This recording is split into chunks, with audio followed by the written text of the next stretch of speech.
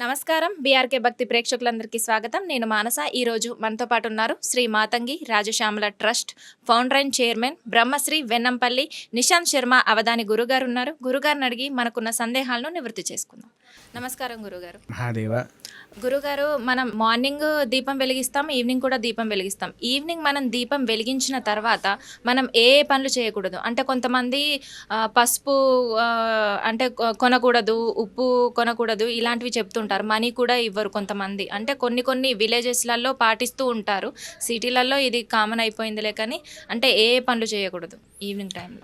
వాస్తవానికి చెప్పాలి అంటే సాయం సంధ్యా సమయంలో మనం ఎప్పుడైతే దీపారాధన చేస్తామనే విషయం పక్కకు పెడితే సంధ్యా సమయం అయింది అని అంటే సంధ్యా సమయంలో మనం ఏ పని చెయ్యకూడదు. పిల్లలు చదవకూడదు, వాళ్ళు ఆడుకోవడానికి అదే సమయం సంధ్యా సమయంలో. విన్నారా? రెండవది, ఇంట్లో పెద్దవాళ్ళు స్నానం చేసి భగవంతుని దగ్గరికి వెళ్ళి దీపారాధన చేయడం. మూడవది, ఇంట్లో నుంచి మొదలు సంధ్యా సమయం నుంచి ఏమి ఇవ్వకూడదు అంటే పసుపు, బియ్యం అంటే ఏంటి? మనం తినే రైస్, అవునా? బియ్యం, ఉప్పు, నూనె, గుమ్మడికాయలు కూడా ఇంటి సరిహద్దుల్లోకి రాకూడదు. మనం కొనకూడదు, ఇంట్లోకి తీసుకురాకూడదు, ఒకరికి ఇవ్వకూడదు. ఇవి మనం ఎప్పుడైతే ఎదుటి వ్యక్తికి ఇచ్చామో మన ఇంట్లో అరిష్టం అనేది ప్రారంభమవుతుంది. గుమ్మడికాయలు కూడా ఇంట్లోకి తీసుకువచ్చిన సంధ్యా సమయంలో నువ్వుల నూనె కానీ వంట నూనె కూడా ఇంట్లోకి తీసుకువస్తే శనేశ్వరుడు యొక్క పాదము మన ఇంట్లో పడ్డట్టే, జ్యేష్ఠాదేవి యొక్క పాదాలు కూడా మన ఇంట్లో పడ్డట్టే. దానివల్ల ఏమవుతుంది అని అంటే మన ఇల్లు లేని అంటే ఇప్పుడు ఒక ఇల్లు ఉన్నది, ఒక అన్నదాన సత్రంలా ఉన్నది. అంటే ఎవ్వరు వచ్చినా నా ఇంట్లో భోజనం తినవచ్చు అనేటట్టుగా. నీవు ఎప్పుడైతే సంధ్యా సమయంలో ఇవన్నీ తీసుకొని వచ్చావో మీరు వినే ఉంటారు, ఏందయ్యా ఇవాళ ఇంట్లో మొత్తం బియ్యం లేదు, నిండుకుంది అని అంటారు. నూనె చూస్తే నూనె నిండుకుంది అని అంటారు. అవునా? ఇవన్నీ ఎందుకు అనంటే సంధ్యా సమయంలో మనం డబ్బులు ఖర్చు పెట్టినా ఇలాంటి ఏదో ఒక వస్తువు బయటికి ఇచ్చినా ఖచ్చితంగా ఆ ఇంట్లో నిండు అనేది జరుగుతుంది, ఇంట్లోకి వచ్చినా పోయినా.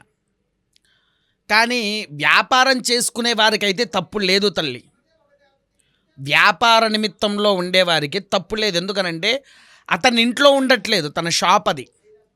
ఎందుకనంటే తన జీవితం గడిచేది వ్యాపారం వల్ల. అవునా? వ్యాపారంలో నుంచి యథావిధిగా ఇవి ఆయన బయటించుకోవచ్చు. కానీ మనం కొనుక్కున్నాక కూడా అది మన ఇంట్లోకి రాకూడదు.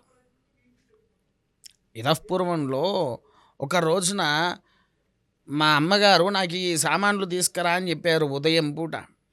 నేను పూజా కార్యక్రమంలో హడావిడి పడి అంటే కిరాణం వారికి ఫోన్ చేసి చెప్పా. నేను దాంట్లో నూనె ఉన్న సంగతి, ఉప్పు ఉన్న సంగతి నేను మర్చిపోయా.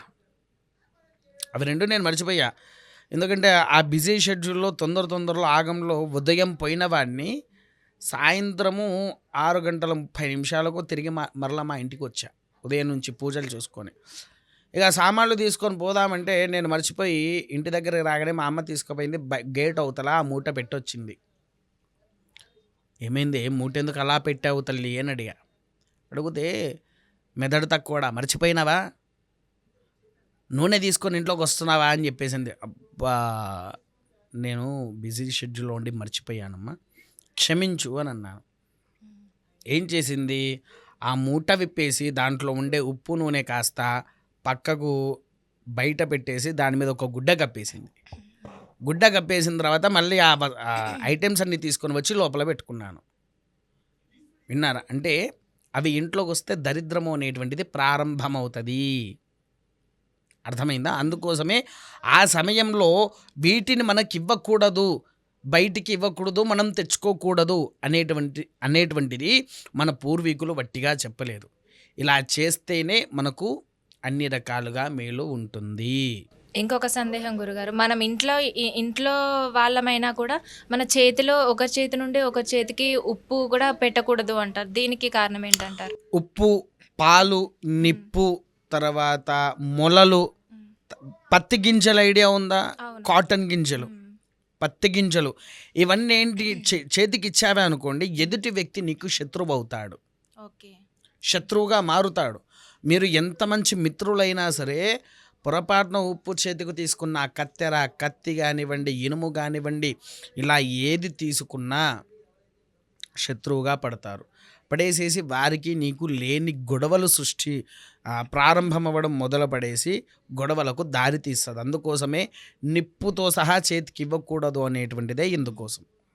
మళ్ళీ ఆడపడుచులు ఉంటారు కదా గురుగారు, వాళ్ళ అమ్మవారి ఇంటి నుండి పసుపు కూడా తీసుకెళ్ళొద్దు అంట. దీని వెనుక కారణం ఏంటి గురుగారు?